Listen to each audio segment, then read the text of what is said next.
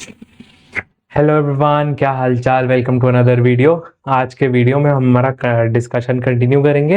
And आज के video पे सबसे पहला टॉपिक जो हम करने वाले हैं, फॉरवर्ड मार्केट, फॉरवर्ड प्रीमियम या डिस्काउंट।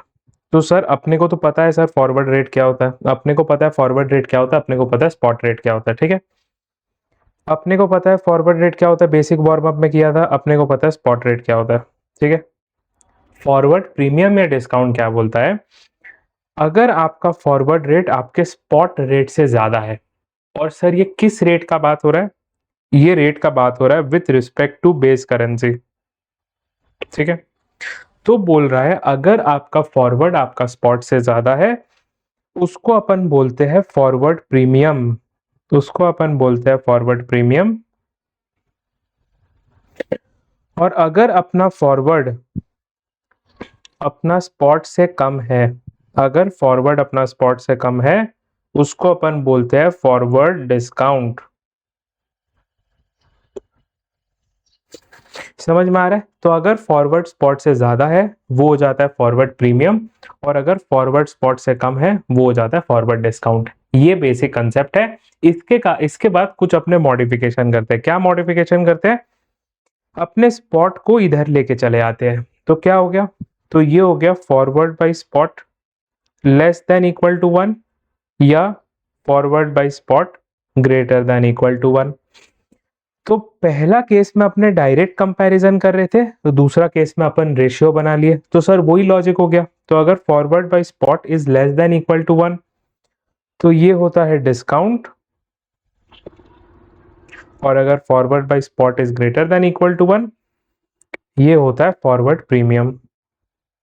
करेक्ट। तो वही कॉन्सेप्ट है, फॉरवर्ड ग्रेटर देन स्पॉट था, स्पॉट को नीचे लेके आ गए, तो forward by spot greater than 1। Last जो एक्सप्रेशन होता है वो होता है जब 1 को भी इधर लेके आ जाते हैं। जब 1 को भी इधर लेके आ जाते हैं तो क्या होता है, forward by spot -1 less than 0, forward by spot -1 greater than 0। ये होता है डिस्काउंट और ये होता है premium. Simple, simple as that. तो तीन तरीके से मैं फॉरवर्ड प्रीमियम डिनोट कर सकता हूं। एक, फॉरवर्ड और स्पॉट को मैं डायरेक्टली कंपेयर कर दूंगा। सर कैसे करोगे, forward less than spot, forward greater than spot. उसके बाद स्पॉट को डिनोमिनेटर में लेके आ जाऊंगा, तो forward by spot less than 1, forward by spot greater than 1। And फिर 1 को दूसरे साइड लेके आ जाऊंगा, तो forward by spot -1 less than 0 and forward by spot -1 greater than equal to 0। ये होता है डिस्काउंट और ये होता है प्रीमियम। यही है फॉरवर्ड डिस्काउंट, फॉरवर्ड प्रीमियम। इसमें खाली अपने को एक चीज समझना है कि भैया फॉरवर्ड प्रीमियम या डिस्काउंट को आप डिनोट कैसे करते हो। फॉरवर्ड प्रीमियम या डिस्काउंट को डिनोट कैसे करते हो, इसको दो तरीके से डिनोट किया जाता है। या तो फिर पॉइंट्स के टर्म्स में, या जिसको हम लोग पिप्स बोलते हैं, या तो फिर परसेंटेज के टर्म्स में। क्या होता है देखो, तो फॉरवर्ड डिस्काउंट या प्रीमियम अपने कर लिए। क्या होता है, जब फॉरवर्ड अपना स्पॉट से ज्यादा होता है, बेस करेंसी अपना प्रीमियम में। जब फॉरवर्ड अपना स्पॉट से कम होता है, बेस करेंसी डिस्काउंट में। ठीक है, फॉरवर्ड डिस्काउंट या प्रीमियम क्या होता है, it is always calculated with respect in relation to the spot exchange rate. Forward discount में forward by spot -1 less than 0 होता है, फॉरवर्ड प्रीमियम में forward by spot -1 greater than 0 होता है। क्या क्लियर हो रहा है। ठीक है, फॉरवर्ड एक्सचेंज कोटेशन, फॉरवर्ड को दिखाया कैसे जाता है, it is denoted as the difference between the spot exchange rate and the forward exchange rate. समझ में आ रहा है। तो फॉरवर्ड प्रीमियम या डिस्काउंट को कैसे दिखाया जाता है, एक डिफरेंस की तरह दिखाया जाता है, एक डेल्टा की तरह दिखाया जाता है। ठीक है, कैसे दिखाते हैं, पॉइंट्स या परसेंटेज। सर पॉइंट्स क्या होता है, देखो, the unit of point is the last decimal place in the spot rate. तो मान लो आपका स्पॉट करेंसी दिया हुआ है, ये तो फिर एक एग्जांपल ले लेते हैं। देखो मान लो आपके पास AUD EUR स्पॉट रेट दिया हुआ है 0.7313, ये स्पॉट है। अगर मेरे को फॉरवर्ड डिस्काउंट या प्रीमियम दिखाना होगा, मैं पॉइंट्स में दिखाऊंगा। कैसे दिखाऊंगा, देखो +3.5 पॉइंट्स। इसका मतलब, बात समझो, इसमें जो प्लस है, इसमें जो प्लस है ना, it is indicative of forward premium. It is indicative of forward premium.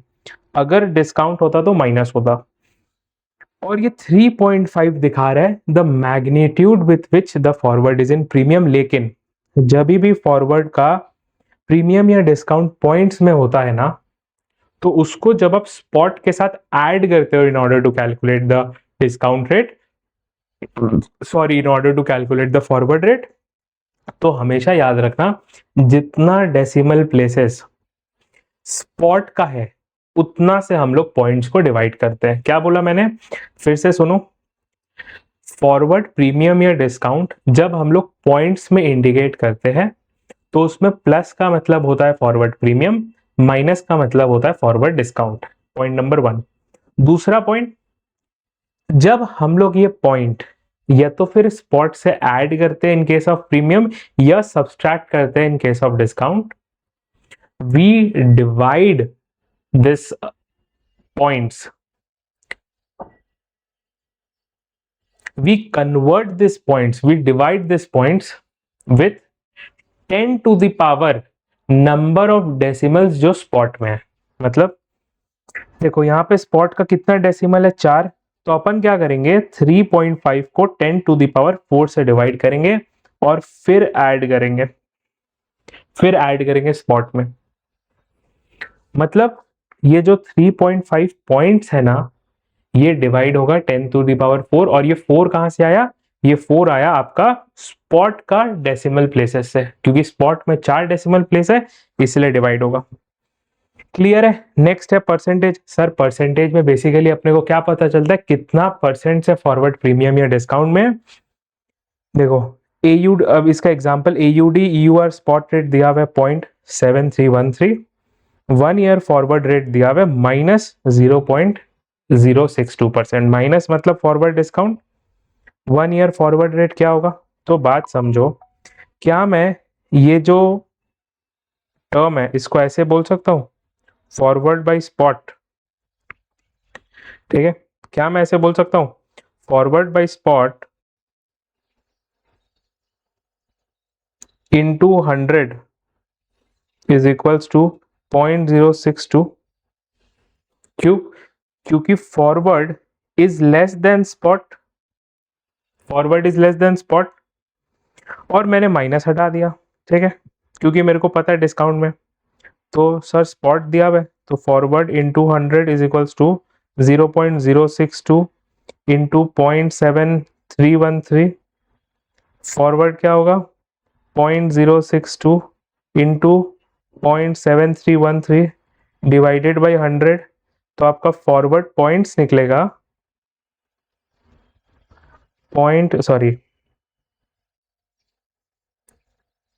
आपका फॉरवर्ड डिस्काउंट निकलेगा 0.00045।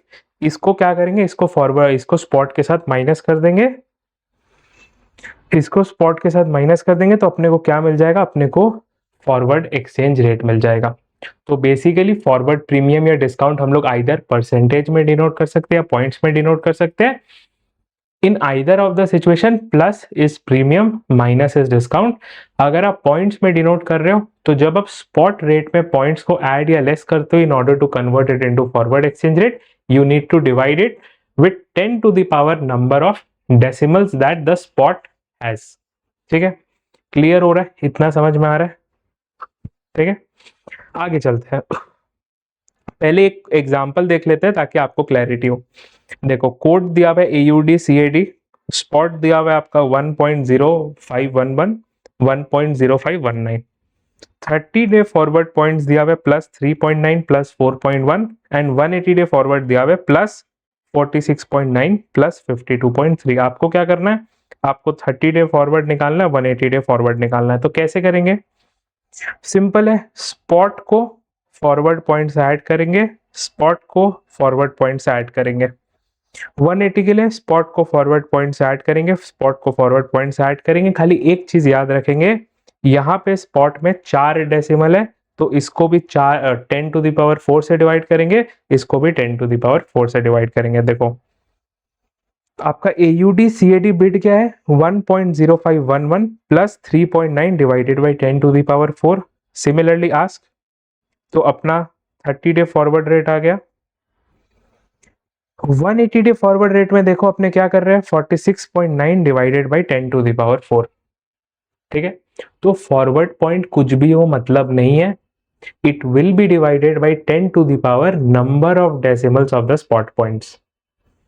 It will be divided by 10 to the power number of decimal positions in the spot. ठीक है, आराम से मैं ऐसे निकाल लूंगा।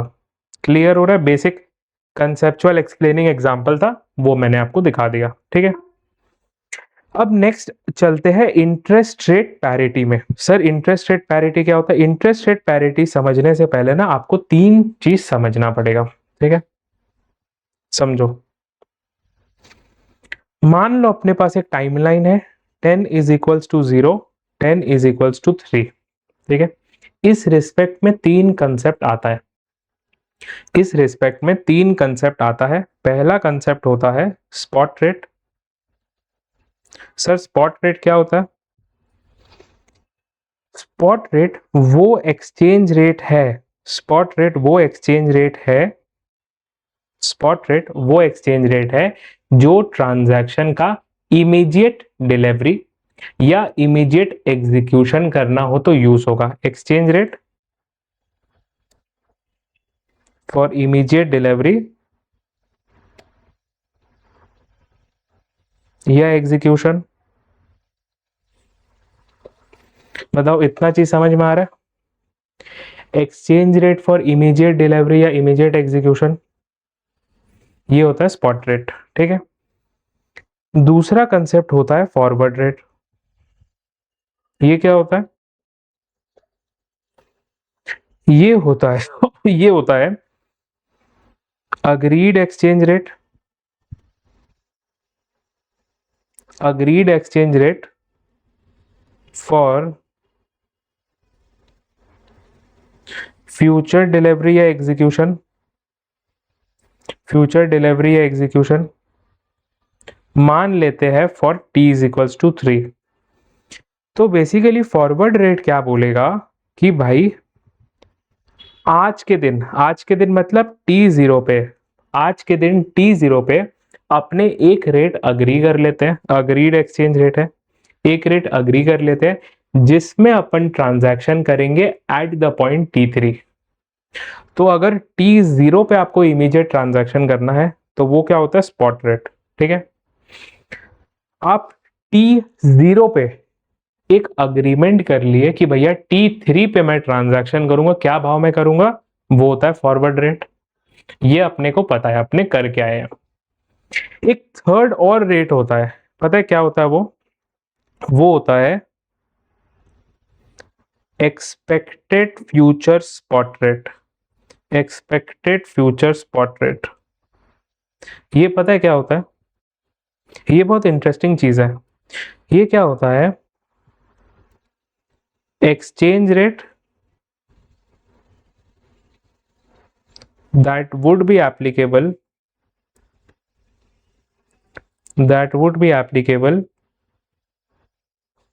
for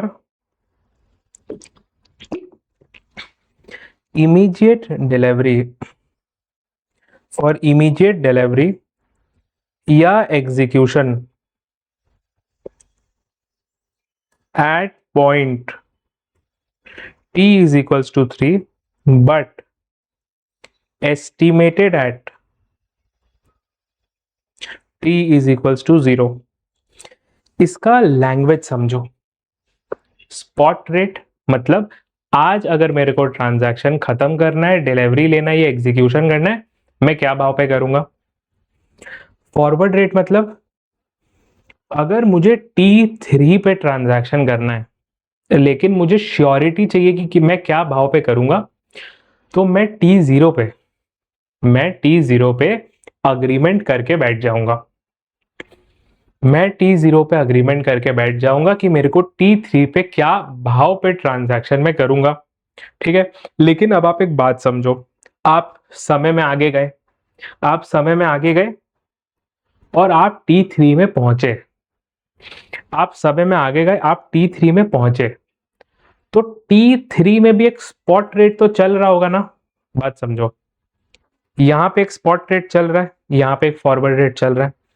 आप समय में जब आगे जाओगे, मेरे को एक बात बताओ, T3 के टाइम पे भी तो एक स्पॉट रेट चल रहा होगा, जो उस समय जो इमीडिएट एग्जीक्यूशन या डिलीवरी करना चाहता है उस समय का रेट पे करेगा। बताओ, अगर T0 पे एक स्पॉट रेट चल सकता है तो सर T3 पे भी तो स्पॉट रेट चलेगा ना, क्योंकि किसी और के लिए वो T0 है। बात समझो, आपके लिए T0 यहाँ पे है, ठीक है।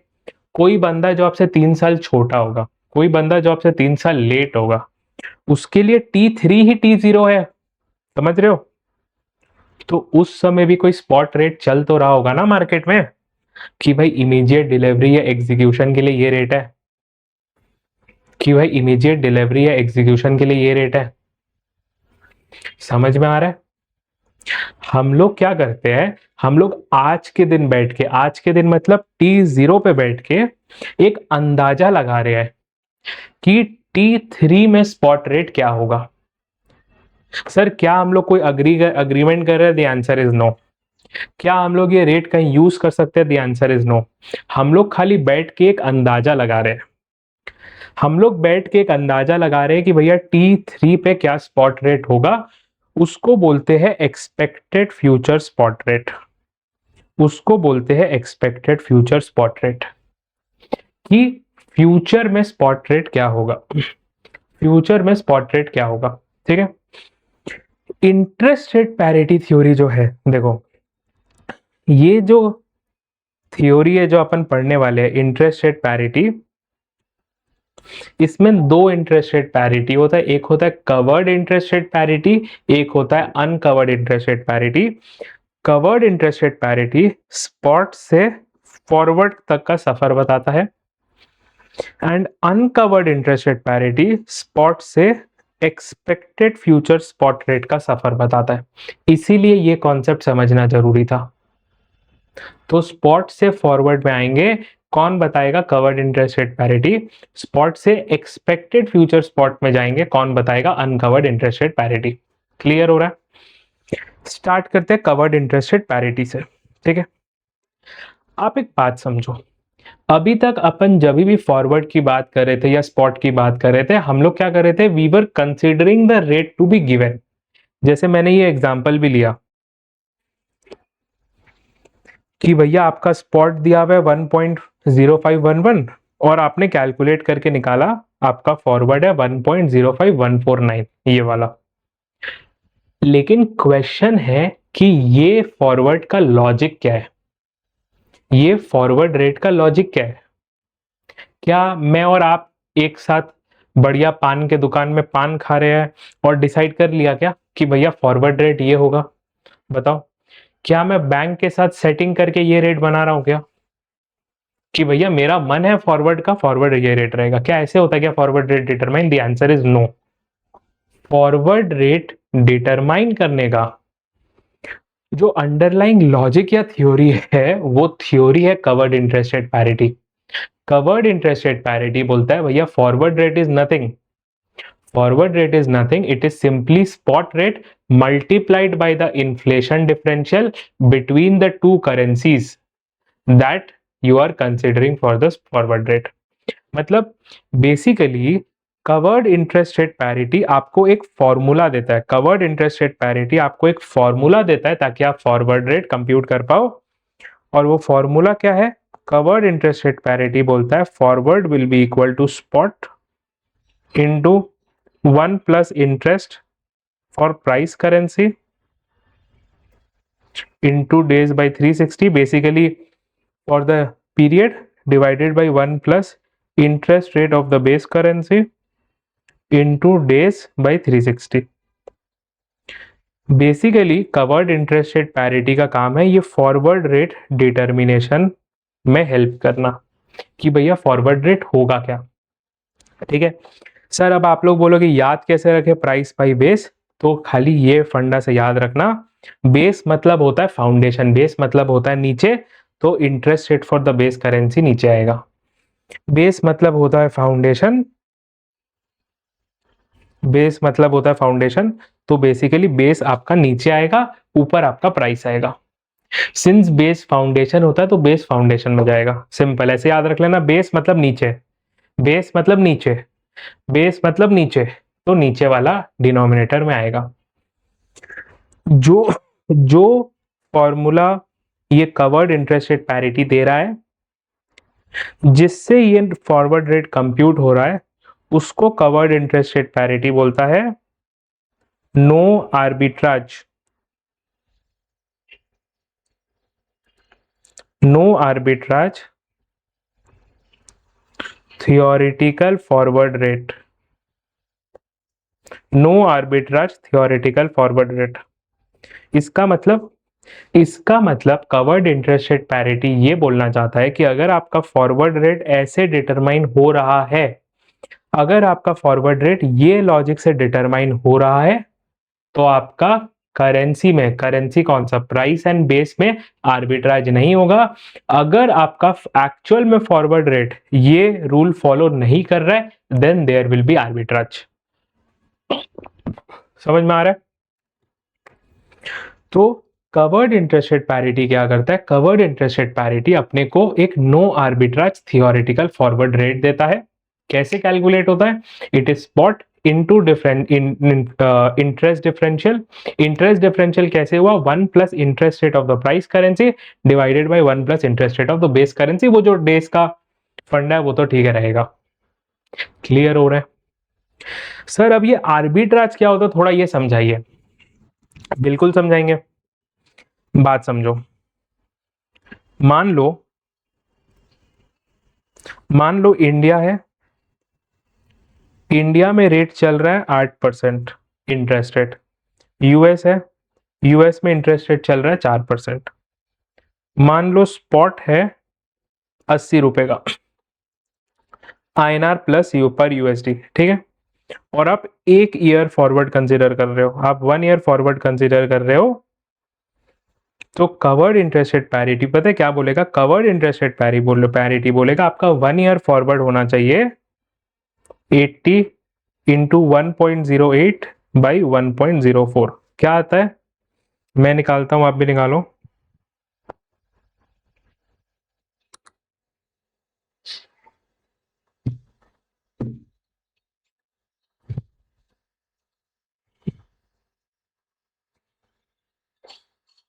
One point zero eight divide by 1.04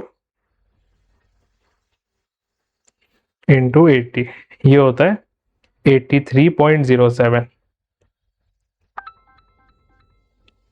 ठीक है। कवर्ड इंटरेस्ट रेट पैरिटी बोलता है कि अगर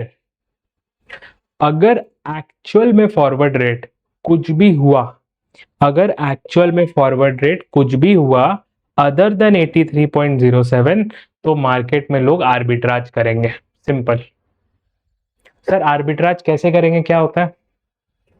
इसके लिए आर्बिट्राज कैसे करेंगे, क्या करेंगे, इसके लिए एक एग्जांपल है, वो एग्जांपल मैं आपके साथ डिस्कस करना चाहता हूं। ठीक है, देखो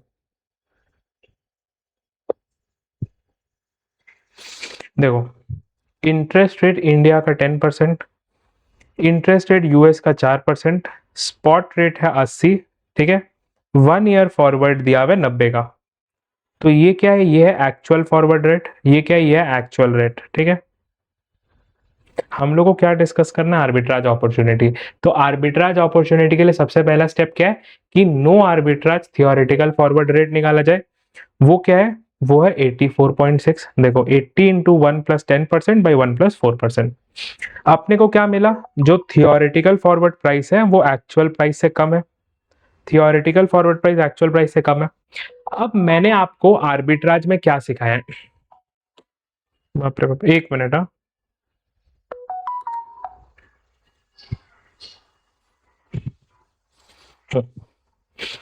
अब मेरे को बताइए, मैंने आपको आर्बिट्राज में क्या सिखाया है? मैंने आपको हमेशा आर्बिट्राज में ये सिखाया ना कि बाई लो सेल हाई। अब मेरे को बताओ यहाँ पे बाई लो सेल हाई क्या है? क्या जो एक्चुअल फॉरवर्ड रेट है ये हाई है, 90 है, तो मैं क्या करूंगा, जो मार्केट में फॉरवर्ड है वो बेचूंगा और जो सस्ता थियोरेटिकल फॉरवर्ड है वो खरीदूंगा। ठीक है। सर फॉरवर्ड बेचने का मतलब क्या होता है?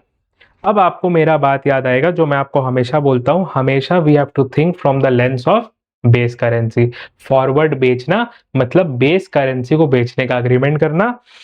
इसका मतलब हम लोग क्या बोलेंगे कि भैया 1 साल के बाद मैं यूएस डॉलर बेचूंगा 90 रुपए का। 1 साल के बाद मैं यूएस डॉलर बेचूंगा 90 रुपए का। मैं फॉरवर्ड सेल कर रहा हूं। फॉरवर्ड सेल मतलब एसेट सेल करने का अग्रीमेंट। ये अपना लेवल 1 डेरिवेटिव से क्लियर होना चाहिए कि फॉरवर्ड सेल का मतलब एसेट सेल करने का अग्रीमेंट। करेंसी में प्रॉब्लम क्या है कि आईएनआर और यूएसडी दोनों ही करेंसी है, एसेट तो कुछ है ही नहीं, तो कैसे पता क्या बेचने वाले हैं? तो हमेशा याद रखना it is with respect to the base currency. It is with respect to the base currency. तो सर जब फॉरवर्ड सेल हो रहा है मतलब बेस करेंसी सेल हो रहा है मतलब यूएसडी सेल हो रहा है। क्या इतना चीज समझ में आया अपने को? सर अभी तक ये क्लियर हुआ कि सर यूएसडी को अपने को करना है सेल। कब? After 1 year. कितना मिलेगा? एट 90। ठीक है, ये डिसाइड हो गया। लेकिन सर यूएसडी बेचेंगे कैसे? 1 साल के बाद कहीं से यूएसडी आना तो पड़ेगा। तो मेरे को ना 2 काम करना है एट 0.0। आज 2 काम करना है मेरे को। क्या करना है 2 काम? मेरे को क्या करना है? पहला काम करना है कि भैया मैं कुछ ऐसा करूं कि 1 साल के बाद मेरे पास यूएसडी हो। तो action which will result into USD inflow after a year,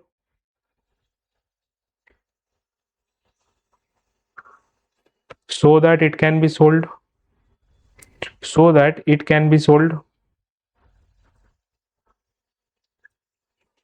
समझ में आ रहा है? मतलब मैंने फॉरवर्ड तो बेच दिया, तो 1 साल के बाद मेरे को यूएसडी लेके तो जाना पड़ेगा बेचने के लिए। तो मेरे को आज ऐसा कुछ करना है कि 1 साल के बाद यूएसडी आए, एंड इसके साथ कॉरस्पॉन्डिंगली मेरे को क्या करना है? मेरे को अब अगर मैं यूएसडी जनरेट कर रहा हूं 1 साल के बाद, अगर मैं यूएसडी जनरेट कर रहा हूं 1 साल के बाद और यूएसडी बेच के रुपया लाऊंगा, तो रुपया लाके क्या करूंगा? शोरूम में रखूंगा क्या? बात समझो, मेरे को ऐसा भी तो कुछ करना पड़ेगा। जब यूएसडी बेच के रुपया मिलेगा उसका कोई यूज भी तो डिसाइड करना पड़ेगा। तो create a pre-decided use of INR that will come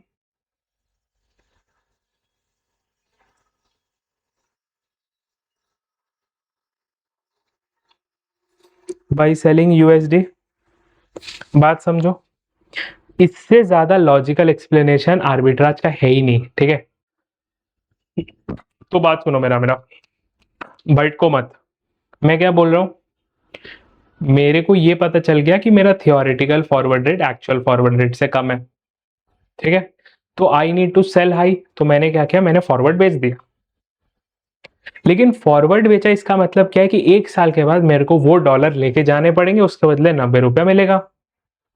तो सर वो करने के लिए मेरे को आज के दिन कुछ ऐसा करना पड़ेगा ना कि भाई मेरे पास डॉलर आए 1 साल के बाद। समझ में आ रहा है? अब मेरे को एक बात बताओ कि अगर 1 साल के बाद डॉलर दूंगा और रुपया लूंगा, तो रुपया का भी तो कुछ काम होना चाहिए कि रुपया से क्या करूंगा मैं? तो एक ट्रांजैक्शन ऐसा होता है जो ये दोनों चीज को सेटिस्फाई कर देता है। पता है क्या? यहां पे हम लोग करेंगे borrow in INR at time 0, और यहां पे करेंगे invest in USD at time 0। अब बात समझो, जैसे ही आपने टाइम 0 पे यूएसडी इन्वेस्ट किया, 1 साल के बाद आपको यूएसडी मैच्योर हो जाएगा, वो यूएसडी जाके बेच दो, आपको रुपया मिलेगा। वो जो रुपया मिलेगा उससे बोरोइंग सेटिस्फाई कर दो। तो क्या मैं बोल सकता हूं एक तीर 2 निशान हो गया? आईएनआर में बोरो करेंगे, यूएसडी में इन्वेस्ट कर देंगे, यूएसडी का रिटर्न मिलेगा, उसको फॉरवर्ड में बेच के जो रुपया आएगा उससे बोरोइंग सेटिस्फाई कर देंगे। क्या इतना चीज मेरे को समझ में आ रहा है? ये अभी मैं क्या कर रहा हूं, मैं अभी आर्बिट्राज करने का कोशिश कर रहा हूं, क्योंकि मैंने आइडेंटिफाई किया कि covered interest rate parity meet नहीं हो रहा है, covered interest rate parity meet नहीं हो रहा है, तो मैं आर्बिट्राज करने का कोशिश कर रहा हूं। ठीक है, देखो आर्बिट्राज मीट नहीं हुआ, मैंने क्या बोला, मैं बोला मैं आईएनआर में बोरो करूंगा, तो मैं 10% पे बोरो करूंगा। मान लो मैंने 1 लाख रुपए बोरो कर लिए, ठीक है, और मैं उसको इन्वेस्ट करूंगा यूएस डॉलर पे। अब बताओ, अगर मैंने आज बोरो किया तो मैं स्पॉट रेट पे कन्वर्ट कराने वाला हूँ यूएस डॉलर पे, तो 1 लाख आईएनआर मेरे स्पॉट रेट पे यूएस डॉलर पे बनेगा $1250।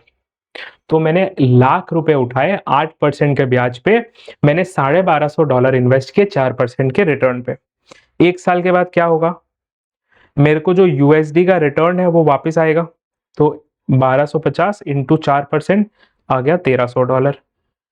अब मेरे को क्या करना है, मेरे को ये $1300 लेके जाने हैं, फॉरवर्ड बेचने हैं। तो देखो $1300 पे 90 रुपया मिलके मेरे को 1,17,000 रुपए मिलने वाले हैं। ये 1,17,000 मिले, अब इसका क्या करना है, ये 1,17,000 अब मेरे को लेके जाने पड़ेंगे इंडियन लेंडर के पास जिसने मेरे को पैसा दिया था। तो मैं क्या करूंगा, मैं सेटल करूंगा बोरोइंग। 1 लाख रुपया उठाया था 10% ब्याज में, तो 1,10,000 रुपए दे दूंगा। मेरे पास कितना बचा, पूरा कहानी करने के बाद मेरे पास 7,000 बचा। इसको बोलते हैं आर्बिट्राज प्रॉफिट। सर ये आर्बिट्राज क्यों है, बात समझो। आर्बिट्राज का 2 कंडीशन होता है, आर्बिट्राज का 2 कंडीशन होता है। पहला, no investment, no initial investment, और दूसरा रिस्क लेस प्रॉफिट या रिस्क फ्री प्रॉफिट। बहुत जन को रिस्क लेस टर्म समझ में नहीं आता, रिस्क फ्री प्रॉफिट। अब बात समझो, जब मैंने आईएनआर बोरो किया एंड यूएसडी इन्वेस्ट किया एट 0.0, मैंने क्या अपने जेब से कुछ रुपए लगाए, मेरा क्या कुछ इक्विटी लगा? The answer is no. जब मैंने 1 लाख रुपए बोरो करके $1250 इन्वेस्ट किया, क्या मेरा जेब से कुछ लगा? The answer is no. बात समझो मेरा, जब मैंने 1 लाख बोरो करके $1250 इन्वेस्ट किए, क्या मेरे जेब से कुछ लगा? The answer is no. तो इनिशियल इन्वेस्टमेंट हुआ नहीं। और मेरे को एक बात बताओ, सिंस मैंने 90 पे फॉरवर्ड बेच दिया था, बात समझो, सिंस मैंने 90 पे फॉरवर्ड बेच दिया था एंड मेरे को पता था कि मेरा investment will give me 10% and 4%, मतलब 4% रिटर्न देगा, 10% मुझे देना है, तो क्या मैं बोल सकता हूँ जो मेरा पैसा आने वाला था वो भी फिक्स्ड था, जो पैसा जाने वाला था वो भी फिक्स्ड था? इसका मतलब एट 0.0 मेरे को एग्जैक्टली 100% श्योर पता था कि मेरा क्या कैश इनफ्लो होने वाला, आउटफ्लो होने वाला है। तो मतलब सर मेरा कोई रिस्क भी नहीं था, क्योंकि there was no uncertainty on cash flow, चाहे पॉजिटिव चला जाता चाहे नेगेटिव। तो क्या मैंने बोला कि मैंने सक्सेसफुल आर्बिट्राज कर लिया? The answer is yes. तो इसीलिए हम लोग बोलते हैं कि भैया कवर्ड इंटरेस्ट रेट पैरिटी जो अपने को रेट देता है, देखो forward rate is forward by spot कर दिया, एक्चुअली देता है forward is equals to spot into, तो वो अपने को no arbitrage theoretical forward rate देता है। ठीक है, अब इसमें एक चीज जो आपके एमसीक्यू में आता है, आपको ना बिना कैलकुलेशन करे बताना पड़ता है फॉरवर्ड प्रीमियम में है कि डिस्काउंट में, based on the interest rate. तो यहाँ पे फंडा याद रख लेना कि अगर आपका इंटरेस्ट रेट प्राइस करेंसी का ज्यादा है बेस करेंसी से, तो फॉरवर्ड प्रीमियम पे रहेगा, अगर प्राइस करेंसी का इंटरेस्ट रेट कम है बेस करेंसी तो फॉरवर्ड डिस्काउंट में रहेगा। सर क्यों? इसका भी फंडा सिंपल है, बात देखो, एफ बाई एस अगर लेस देन 1 है तो ये डिस्काउंट होता है, करेक्ट। एफ बाई एस के जगह क्या मैं 1 plus R price currency 1 plus R base currency कर सकता हूँ लेस देन 1? ठीक है, कर सकता हूँ, ठीक है। अब मैं क्या 1 plus R P less than 1 plus R B कर सकता हूँ? इसको कुछ नहीं, इसको इधर लेके चला गया, 1 1 कटा, तो क्या मैं R P by R be less than 1 कर सकता हूँ? या इसको 1, सॉरी इसको हटाओ, ये करो, तो क्या मैं RP बाय RB कर सकता हूँ? देखो आ गया, अगर बेस करेंसी मेरा प्राइस करेंसी से ज़्यादा है, देखो फॉरवर्ड डिस्काउंट पे, ठीक है? तो आपको बहुत बार क्या करेगा, आपको प्राइस करेंसी पकड़ा देगा, बेस करेंसी का इंटरेस्ट रेट पकड़ा देगा और आपको बोलेगा बताओ फॉरवर्ड प्रीमियम में कि डिस्काउंट में, ठीक है? तो वो आपको ध्यान रखना है। लास्ट चीज जो आपको ये थ्योरी के लिए याद रखना है कि कवर्ड इंटरेस्ट रेट पैरिटी तभी वर्क करेगा, तभी एप्लीकेबल होगा कवर्ड इंटरेस्ट रेट पैरिटी, जब करेंसी पेयर में फॉरवर्ड अवेलेबल है। जिन करेंसी पेयर्स का, रिपीट कर रहा हूं, जिन करेंसी पेयर्स का फॉरवर्ड कॉन्ट्रैक्ट्स अवेलेबल नहीं होते, मान लो इंडिया रुपीस है और सिंगापुर डॉलर है, मैं एग्जांपल दे रहा हूं, मान लो इंडियन रुपीस है या सिंगापुर डॉलर है, अगर इंडियन रुपीस सिंगापुर डॉलर के बीच में कोई फॉरवर्ड कॉन्ट्रैक्ट अवेलेबल नहीं है, तो उस केस में यहां पे कवर्ड इंटरेस्ट रेट पैरिटी नहीं लग सकता। मतलब ये थ्योरी तभी एप्लीकेबल है जब दोनों करेंसी के बीच का फॉरवर्ड कॉन्ट्रैक्ट्स आर अवेलेबल। अगर फॉरवर्ड कॉन्ट्रैक्ट नहीं अवेलेबल है तो फिर हम लोग स्विच हो जाते हैं अनकवर्ड इंटरेस्ट रेट पैरिटी में। मतलब कवर्ड इंटरेस्ट रेट पैरिटी लगने के लिए आपके पास फॉरवर्ड कॉन्ट्रैक्ट्स का एग्जिस्टेंस जरूरी है। अगर फॉरवर्ड कॉन्ट्रैक्ट्स नहीं अवेलेबल है तो आप अनकवर्ड इंटरेस्ट रेट पैरिटी में चले जाते हो, ठीक है? देखो, it is applicable in cases where forward contracts are available, ठीक है? तो अगर फॉरवर्ड कॉन्ट्रैक्ट्स नहीं है तो कवर्ड इंटरेस्ट रेट पैरिटी नहीं होगा। क्या होगा? Uncovered interest rate parity. Sir uncovered interest rate parity क्या बोलता है? अनकवर्ड इंटरेस्ट रेट पैरिटी भी एग्जैक्टली वही बोलता है जो कवर्ड इंटरेस्ट रेट पैरिटी बोलता है। क्या बोलता है? कि जो इन्फ्लेशन, सॉरी माय बैड, जो इंटरेस्ट डिफरेंशियल है between two currencies, that will decide the movement of the spot rate. Sir यहाँ पे मूवमेंट क्यों बोला? बात समझो। अनकवर्ड इंटरेस्ट रेट पैरिटी में फॉरवर्ड का कोई कंसेप्ट ही नहीं होता क्योंकि फॉरवर्ड कॉन्ट्रैक्ट ही नहीं है। तो यहाँ पे हम लोग क्या करते हैं, यहाँ पे हम लोग स्पॉट से मूव करते हैं फ्रॉम एक्सपेक्टेड स्पॉट रेट, उसको हम लोग मूवमेंट बोलते हैं। बात समझो, स्पॉट से फॉरवर्ड निकल रहा है that is not movement. Spot से फॉरवर्ड निकल रहा है that is not movement. Spot से एक्सपेक्टेड फ्यूचर स्पॉट निकल रहा है दैट इज मूवमेंट। स्पॉट से एक्सपेक्टेड फ्यूचर स्पॉट निकल रहा है दैट इज मूवमेंट। और क्या बोलता है अनकवर्ड इंटरेस्ट रेट पैरिटी? कि जो स्पॉट में मूवमेंट आएगा that will be influenced by the interest rate differentials of the two currency. यहां पे interest rate differentials is actually shown as minus. देखो, कवर्ड इंटरेस्ट रेट पैरिटी में interest rate differential निकला था डिवीजन से। अपने ये लेवल 1 में पढ़ते हैं या बचपन में पढ़ लेते हैं, डिफरेंस या माइनस आप दो तरीके से कर सकते हो, या तो फिर आप डिवाइड कर दो उससे भी चीजें कम हो जाती है, या आप माइनस कर दो उससे भी चीजें कम हो जाती है। कवर्ड इंटरेस्ट रेट पैरिटी में जो हम लोग इंटरेस्ट डिफरेंशियल निकालते हैं that is through division. Uncovered interest rate parity में जो हम लोग इंटरेस्ट डिफरेंशियल निकालते हैं दैट इज थ्रू सब्सट्रैक्शन, ठीक है? देखो क्या बोल रहा है, interest rate in price currency minus interest rate of base currency. Interest rate of price currency minus interest rate of base currency मेरे को बताएगा कि भैया मेरा कितना परसेंटेज एप्रिसिएशन या डेप्रिसिएशन होगा इन द बेस करेंसी। तो बेसिकली ये परसेंटेज एप्रिसिएशन डेप्रिसिएशन इवेंचुअली मेरे को क्या बताता है? Expected future spot rate.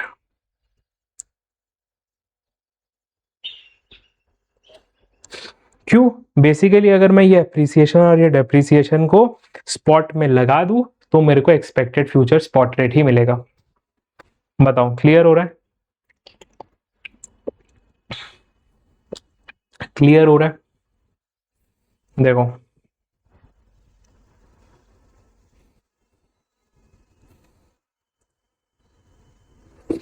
if forward contracts are not available or if foreign capital flows are restricted so as to prevent arbitrage, the relationship will not hold। कौन सा relationship? ये वाला, ठीक है? Uncovered in this kind of parity means which is not bound by arbitrage। तो अगर forward rate exist ही नहीं करता, फॉरवर्ड कॉन्ट्रैक्ट एग्जिस्ट नहीं करता, तो sir covered interest rate parity नहीं लगेगा, अनकवर्ड इंटरेस्ट रेट पैरिटी लगेगा, जिसमें हम लोग स्पॉट से एक्सपेक्टेड फ्यूचर स्पॉट रेट निकालते हैं।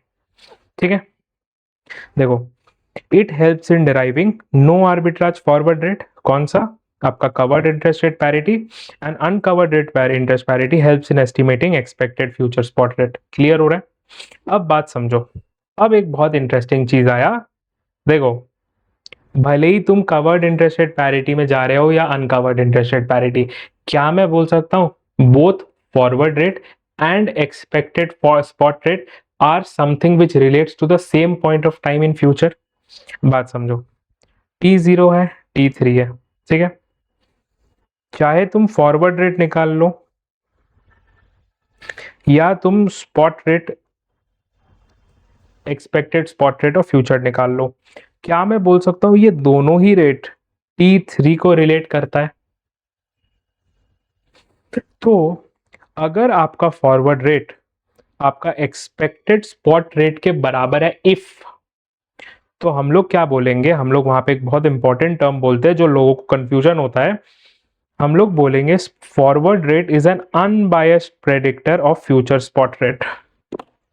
ये बहुत इंपॉर्टेंट है, ये मैं बोल रहा हूं इफ, अगर ऐसा निकला कि जो आज का फॉरवर्ड रेट कैलकुलेट हुआ है वो फ्यूचर का स्पॉट रेट के बराबर है, मतलब एक्चुअली में अगर कन्वर्जेंस हो गया, आज का फॉरवर्ड रेट फ्यूचर का स्पॉट रेट के बराबर है, तो हम लोग बोलेंगे forward rate of today is the unbiased predictor of the future spot rate, और ये कंडीशन को बोलते हैं फॉरवर्ड रेट पैरिटी, ये कंडीशन को बोलते हैं फॉरवर्ड रेट पैरिटी।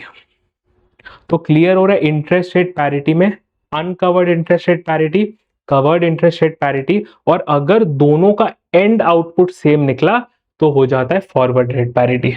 क्लियर हो रहा है कि नहीं, बताओ मेरे को, क्लियर हो रहा है कि नहीं? ठीक है, इसमें एक इंपॉर्टेंट चीज है जो आपको एमसीक्यू के लिए याद रखना है कि uncovered interest rate parity short term में मोस्टली होल्ड नहीं करता है, वो लॉन्गर टर्म में होल्ड करता है, but it does generally hold in long run. तो अगर आप लॉन्ग रन के पर्सपेक्टिव से देखोगे तो आपका forwards are unbiased predictor of the future spot rates. देखो, so long term expected future spot rates based on uncovered interest rate parity of are often used as a forecast of future exchange rate। Clear हो रहा है, समझ में आया? तो ये चीज आपको करा दिया था। अब चलते आज रिवीजन के लास्ट टॉपिक पे, that is mark to market value of forward contract. Sir ये क्या होता है, बात समझो, मान लो मेरे पास एक टाइमलाइन है, t is equals to 0 and t is equals to 3, यहां पे मेरे पास एक स्पॉट रेट है, उसको मैं बोलूंगा S0, ठीक है, and using covered interest rate parity मैं क्या बोल सकता हूं, मैं F03 कैलकुलेट कर सकता हूं, basically forward rate of time T3 can be calculated.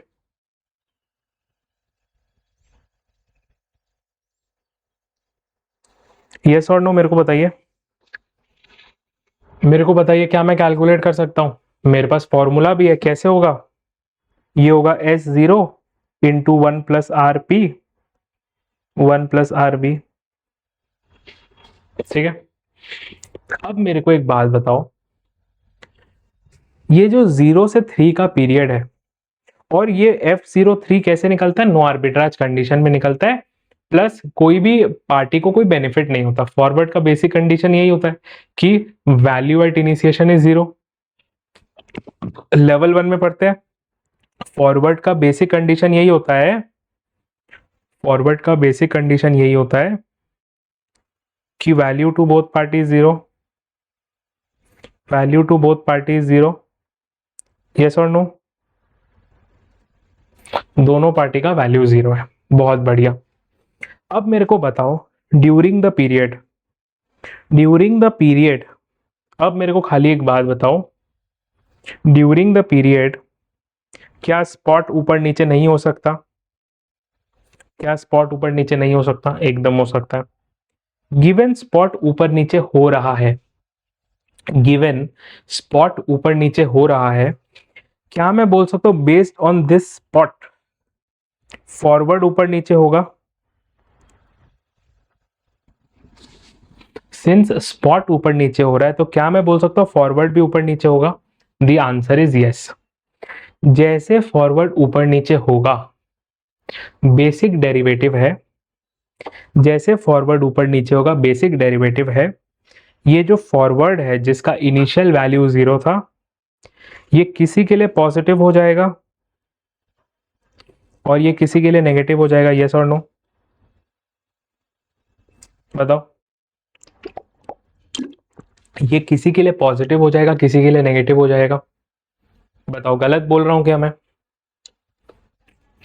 ये टॉपिक में हम लोग सीखेंगे कि भैया इसका वैल्यू क्या होता है during the time of the contract.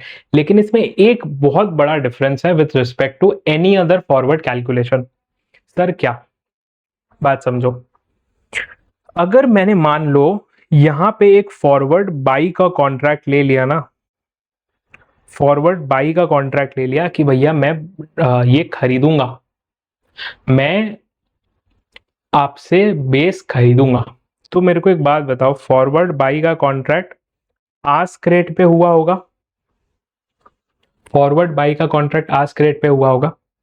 अब ये जो फॉरवर्ड कॉन्ट्रैक्ट होता है ना, रियल लाइफ का बात हटाओ, ठीक है? रियल लाइफ में 3 सिचुएशन पॉसिबल है, मैं आपको लेवल 2 का इकोनॉमिक्स का बात कर रहा हूं।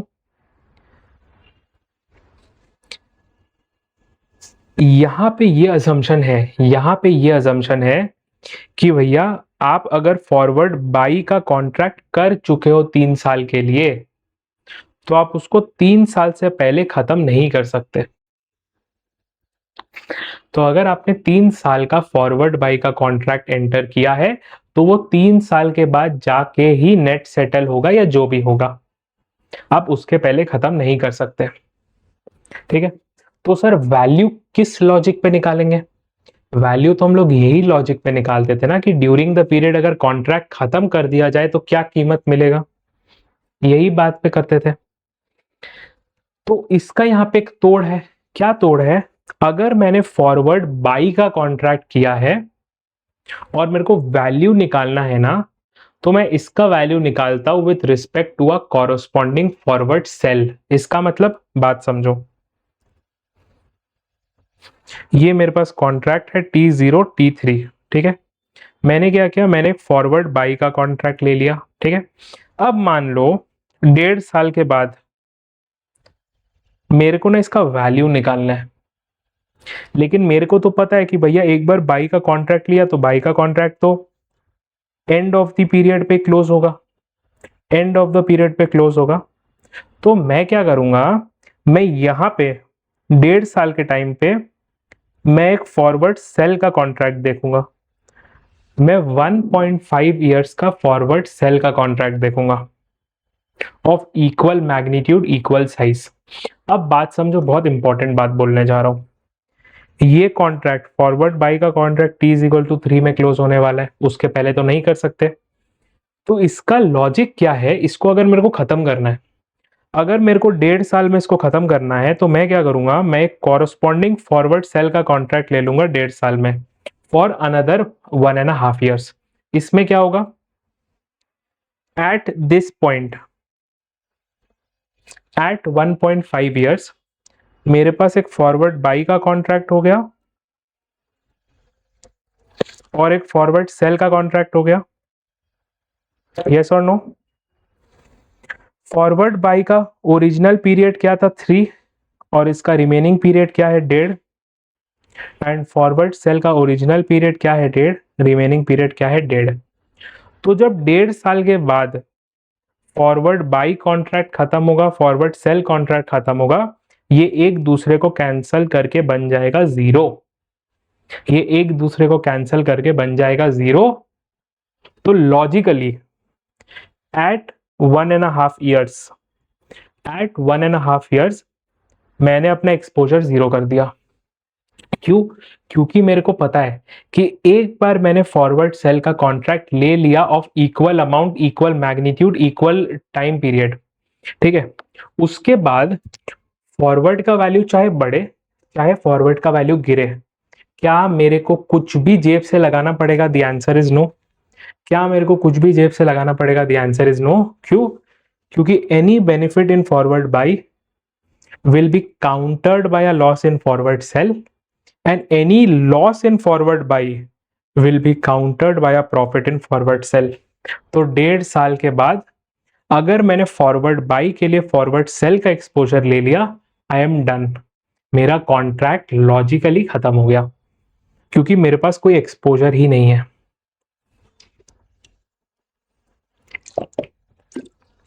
समझ में आ रहा है? 1.5 साल के बाद अगर मेरा फॉरवर्ड कॉन्ट्रैक्ट बाई का चल रहा है तो चलते रहेगा, वो 3 साल के बाद ही खत्म होगा। लेकिन अगर 1.5 ईयर्स के बाद मैंने सेम अमाउंट का फॉरवर्ड सेल कॉन्ट्रैक्ट ले लिया, मैंने अगर सेम अमाउंट का फॉरवर्ड सेल कॉन्ट्रैक्ट ले लिया, तो मेरे को ये चीज पता है कि अब मेरे पास कोई एक्सपोजर नहीं है, जो था यहां पे होके खत्म।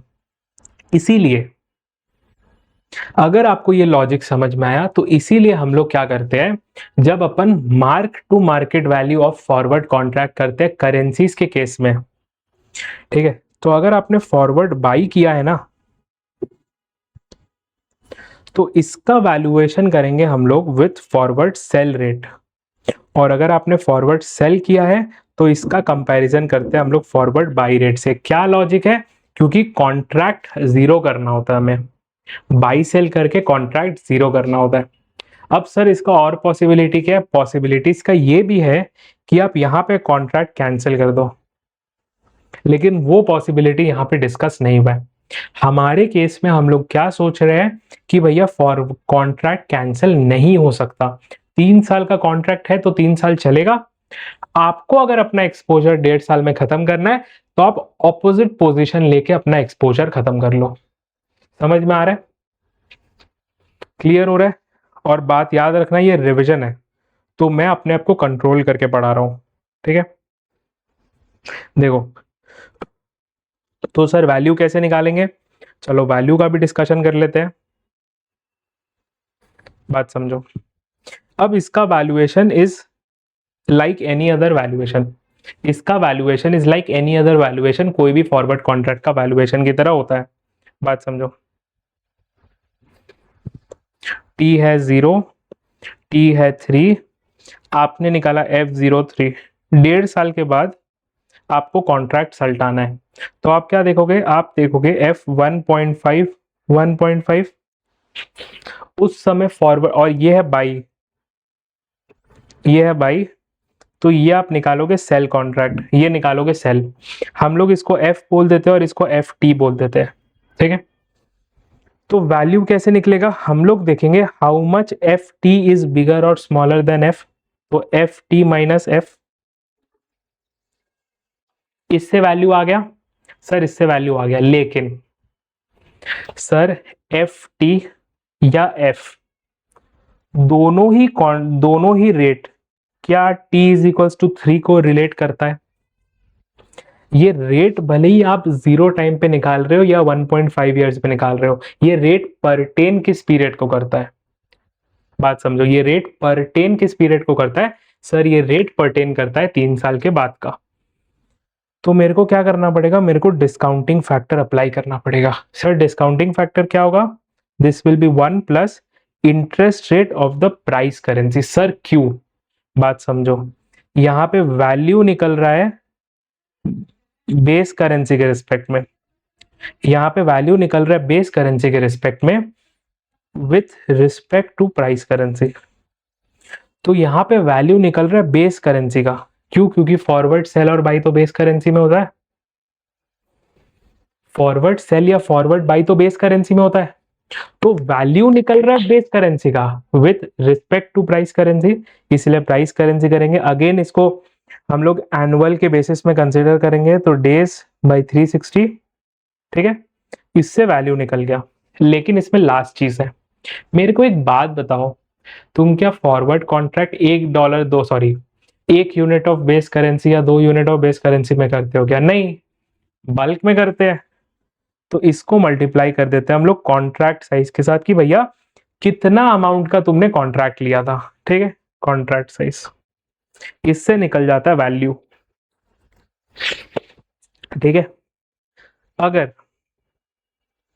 अगर ये पॉजिटिव है तो देयर इज अ गेन, अगर ये नेगेटिव है देयर इज अ लॉस। लेकिन ये फॉर्मूला वर्क करता है जब आपने फॉरवर्ड बाई किया था ओरिजिनली, जब आपने फॉरवर्ड बाई किया था। अगर आपने फॉरवर्ड सेल किया था, अगर आपने फॉरवर्ड सेल किया था, कुछ डिफरेंस नहीं है, it will be simply F minus F T by 1 plus R P into days by 360 into contract size. कुछ नहीं, बेसिकली एफ और एफ टी रिवर्स हो जाता है ताकि ये वाला लॉजिक होल्ड कर सके। पॉजिटिव मतलब गेन, नेगेटिव मतलब लॉस। देख लो क्या है value, F P T minus F T by contract size by 1 plus R into days. Sir R क्या है, R is the interest rate of price currency. और अगर आप कॉन्ट्रैक्ट शॉर्ट करते हो मतलब फॉरवर्ड सेल करते हो तो F P minus F P T हो जाता है into contract size by 1 plus R into days by 360। Clear हो रहा है। इसके बाद अपने क्या कर लेते हैं, एक आपको मैं क्वेश्चन दिखा देता हूं। वाह, बड़ा सा क्वेश्चन है, देख लो क्या है। देखो, mister Bunty entered into a 180 day forward contract at 1.05358 AUD CAD after 30 days. 180 दिन का कॉन्ट्रैक्ट में एंटर किया था, 30 दिन के बाद उसके पास ये कोट्स है, स्पॉट अवेलेबल है, 90 डे फॉरवर्ड है, 150 डे फॉरवर्ड है, 180 डे फॉरवर्ड है। Following information are available with respect to interest rate. CAD का रेट है 90, 150, 180। AUD का रेट है 90, 150, 180। क्या बोल रहा है, determine the value of the forward contract. अगर बंदे ने लॉन्ग गया था या बंदा शॉर्ट गया था, बात समझो। एट 0.0 आपने क्या कॉन्ट्रैक्ट एंटर किया, 1.05358। 180 दिन का कॉन्ट्रैक्ट था। क्या काम हो रहा है, काम हो रहा है 30 दिन के बाद का, तो 30 दिन ये रहा, तो कितना दिन बचा सर, बचा 150 दिन। तो अब मेरे को जो करस्पॉन्डिंग बाई या सेल पोजीशन लेना पड़ेगा। क्यों सर, बात समझो। अगर लॉन्ग कॉन्ट्रैक्ट है तो मेरे को कॉरस्पॉन्डिंग शॉर्ट या सेल लेना पड़ेगा, और अगर शॉर्ट कॉन्ट्रैक्ट है मेरे को कॉरस्पॉन्डिंग लॉन्ग या बाई पोजीशन लेना पड़ेगा। यस और नो। तो अब मेरे को जो कॉरस्पॉन्डिंग शॉर्ट लेना है या लॉन्ग लेना है, सारा 150 दिन का लेना है। ठीक है, देखो अब यहाँ पे दो सिचुएशन एक साथ मैं कर दिया। अगर लॉन्ग फॉरवर्ड है या शॉर्ट फॉरवर्ड है, आपका एफ क्या होगा 1.05358, एफ होगा 1.05358। एफ क्या होगा 150 day forward bid rate. Bid क्यों, यहां पे मैंने बाई किया था तो यहां पे मैं सेल करूंगा, मैं सेल करूंगा मतलब डीलर बाई करेगा। समझो बात को, आधा लोग यहीं पे एकदम घूम जाते हैं। यहां पे मैंने फॉरवर्ड बाई किया था, किस चीज का, CAD का। तो अब मैं क्या करूंगा, फॉरवर्ड सेल करूंगा, किसका, CAD का सेल करूंगा। और सर अगर मैं सेल कर रहा हूं, अगर मैं सेल कर रहा हूं तो डीलर क्या कर रहा है, डीलर बाई कर रहा है, तो डीलर के लिए क्या रेट लगेगा, डीलर के लिए ये वाला रेट लगेगा। ठीक है, देखो ये प्लस जो भी 150 डे फॉरवर्ड ये आया, वैल्यू क्या होता है, F P T minus F P by 1 into ये, तो F P T minus F T by 1 plus rate. अब रेट किसका लगेगा सर, रेट लगेगा 150 डेज रेट लगेगा फॉर द प्राइस करेंसी। यहाँ पे भी कंफ्यूजन है, देखो यहाँ पे भी 3 रेट दिया है, लेकिन रेट कौन सा लगेगा सर, 150 डे का रेट लगेगा for the price currency. Price currency क्या था, AUD था। प्राइस करेंसी कौन सा था, प्राइस करेंसी AUD था। ठीक है, प्राइस करेंसी कौन सा था, प्राइस करेंसी AUD था। क्यों, देखो AUD CAD तो प्राइस करेंसी क्या था, AUD था, तो 1.116 लगेगा। 1.116 को 150 बाई 360 किया, आ गया मेरा 903.63।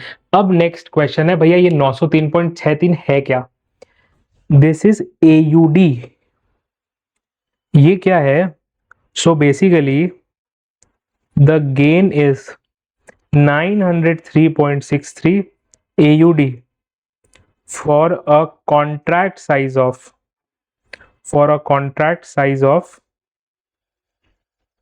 100,000 CAD। 100,000 CAD के लिए कॉन्ट्रैक्ट जो साइज है उसके लिए 903 AUD का मुनाफा हुआ है। सेम लॉजिक यहाँ पे देखो, FPT 150 दिन का फॉरवर्ड आस्क रेट लगेगा। क्यों? क्योंकि मैंने कॉन्ट्रैक्ट शॉर्ट किया था। तो मैंने शॉर्ट किया था, अब मेरे को बेस खरीदना है। क्या खरीदना है? बेस खरीदना है। मैं बेस खरीदना चाहता हूं तो डीलर बेस बेचेगा। डीलर बेस किस रेट पे बेचता है? आस्क रेट पे बेचता है। FPT निकला, same logic except FP minus FT हो जाएगा। वैल्यू निकल के आ गया नेगेटिव 945.3। सर नेगेटिव क्यों आया? बात समझो, क्वेश्चन एक था, क्वेश्चन सेम था। अब अगर आप लॉजिक देखोगे तो फॉरवर्ड मेरा सारा प्रीमियम पे है। फॉरवर्ड मेरा सारा प्रीमियम पे है। अब आप एक चीज मेरा बात समझो, जब आप लॉन्ग करते हो तो आपको दाम बढ़ने से फायदा होता है, एंड जब शॉर्ट करते हो तो दाम बढ़ने से नुकसान होता है। करेक्ट? यही लॉजिक है लेवल 1 डेरिवेटिव। तो यहां पे क्या हो रहा है? यहां पे दाम बढ़ ही रहा है, फॉरवर्ड प्रीमियम है। Correct?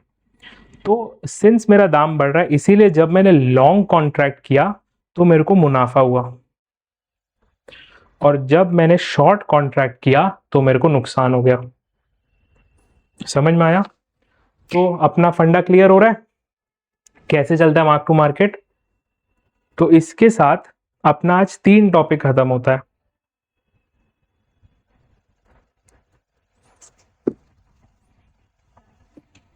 Forward premium discount, interest rate parity and mark to market value. Next class में अपने क्या करेंगे? नेक्स्ट क्लास में अपने purchasing power parity and Fisher effect करेंगे। ठीक है गाइस, बाय। मैं सोचा था कि 2 घंटे में रिवीजन खत्म कर दूंगा, लेकिन हो तो नहीं पाया, लेकिन चलो ठीक है, 3 घंटा ही सही। ठीक है गाइस, बाय।